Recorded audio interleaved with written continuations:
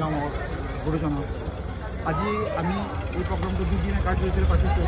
ইতিমধ্যে আমি কেইবাটা প্ৰগ্ৰাম উদ্বোধন কৰিছোঁ আৰু আধা দিন এতিয়ালৈকে আমাৰ বাকী আছে।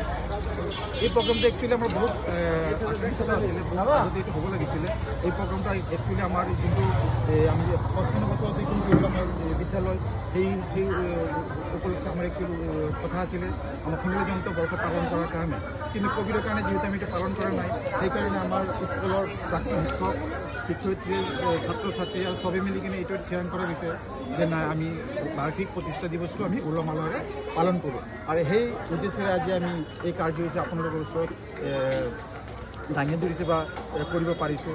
আৰু ইয়াতে আমাৰ মধ্যমণীয়া এটা প্ৰগ্ৰাম আছিলে, এই আমাৰ স্মৃতিগ্ৰন্থ উন্মোচন।